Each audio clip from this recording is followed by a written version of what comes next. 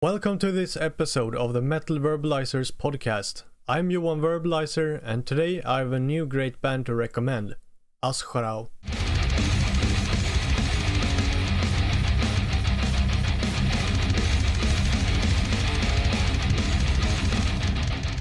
Asgrauw is a black metal band from the Netherlands that was started in 2010. Since the band started, they've been quite productive if you ask me. They released a demo in 2012 and they released two splits, one in 2017 and one this year in 2023. In addition, Asgrauw has also released 5 full-length albums, the debut full-length in 2014, the second full-length in 2016, the third full-length in 2018, the fourth full-length in 2020, and the fifth and also the latest full-length as of now in 2022. Since the first Asgrauw demo in 2012, the band has released at least something almost every year, which is very impressive to me. There are not a lot of black metal bands that I can think of right now that have been able to release that many full-length albums in the last decade. I mean, if you take some examples, for example, like I think like the band Watain has 3, Mayhem, that is the True Mayhem, has 2, Dimmu Borgir has 1, Behemoth has 3, Asgrauw has 3, Emperor has 0, Marduk has 4. I mean, that's close, but still not there. Like Asgrauw has 5. So I find that really impressive. Well, anyways, I mean, I could keep going and mentioning more bands and more examples, but I think you kind of get my point with those bands. Asgrauw actually started as a band with 3 members, but it didn't take very long until the band decided that they wanted to add another member and make Asgrauw into a band consisting of 4 members. Exactly why that was, I don't actually really know, to be honest, and I don't really want to speculate on the matter either, but I suppose they had their reasons for that. The band has, however, had a stable lineup consisting of these 4 members ever since. The name Asgrauw comes from the Dutch term describing like a certain moon phase. And actually, speaking of the moon, a kind of fun fact about the first time ever that Asgrauw rehearsed as a band. It was kind of like it has been described to me as being like kind of like a cold night that was freezing cold, and outside there was like a big bright moon in the sky. I don't know. I find it kind of cool, considering the band's name and the term's direct connection to the moon. In addition to this, Asgrauw's logo is meant to symbolize kind of like the moon and the darkness of the night. So there's another kind of like connection to the moon. It's kind of like, as I mentioned many times before in earlier episodes and stuff like that, is that I really like this kind of like connection between, like, for example, the band name, the band logo, and the kind of like connection with the band's rehearsal and stuff like that, you know, things that kind of like connect with the band. I really like that. Another definition actually of the word Asgrauw is kind of like gray as ash, you know, like the color being gray as ash. But like it's kind of like regardless of which one of these definitions you would like use, they're both relevant and represent Asgrauw as a band pretty well. Musically, Asgrauw is very influenced by the second wave of black metal of the 1990s. They're especially very inspired by Norwegian bands such as Emperor and Dimmu Borgir, for example. But Asgrauw is also quite influenced by bands such as Sargeist, Lactus, and Whiskey Ritual. The way that you could summarize Asgrauw's sound is it's kind of like a kind of mix between this kind of raw 90s black metal and some crust punk.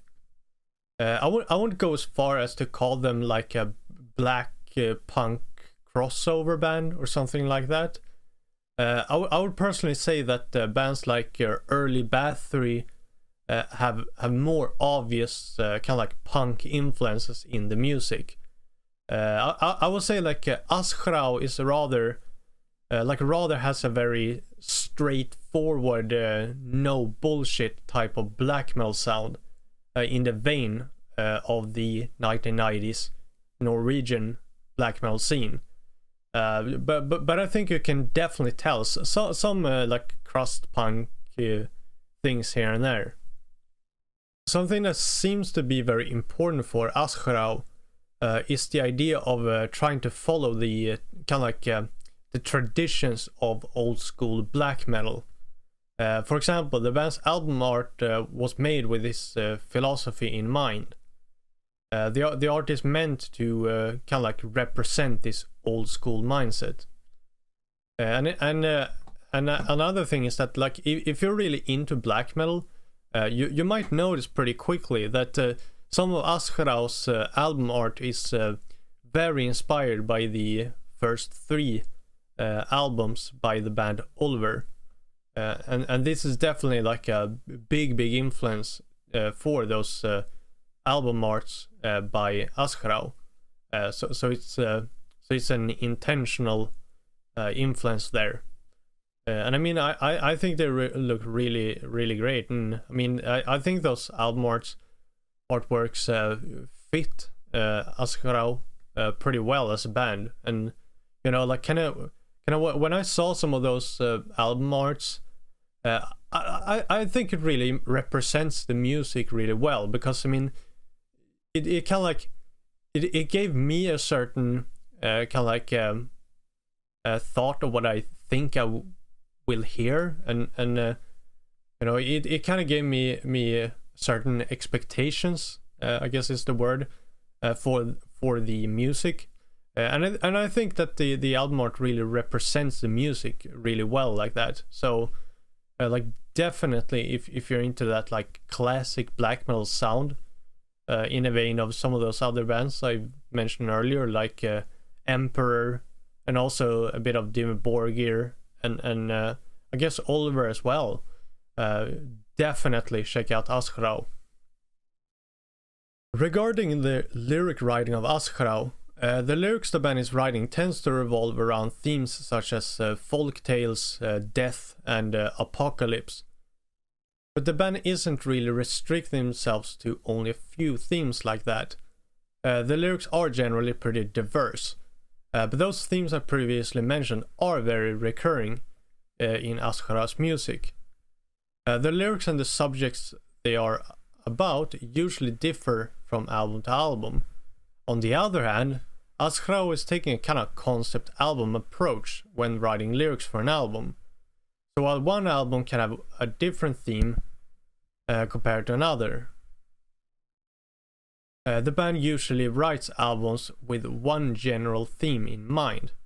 I personally tend to really like concept albums like this. Not only does the music follow a certain pattern, I guess you could say, but so do the lyrics. And this mindset of following one specific theme for lyrics, I think that tends to affect the music as well. So even though like the lyrics, for example, follow a certain theme and like a certain style with like a common subject, I think that will also affect the instrumentals, the music, if that makes sense. But it's kind of like when you go for this kind of like approach, it's like the album becomes kind of a story that's being told with like both the lyrics and the instruments. And I mean, I think it's kind of like it's kind of to me it's kind of like when Sodom made the album M16, for example, which is a concept album about the Vietnam War. I would say that I really like this approach Asgrauw is going for when it comes to writing lyrics. I think it usually results in some really good music. When it comes to the future of Asgrauw as a band, their main focus right now seems to be their upcoming album. The band is currently hard at work with this upcoming album, and they seem to be very excited about it, considering they describe it as being next level. Exactly what that means, I guess we can only speculate about, but it definitely sounds interesting to me. As of now, I have no idea when this upcoming album will be released, but the band has told me that the album is in a very advanced stage.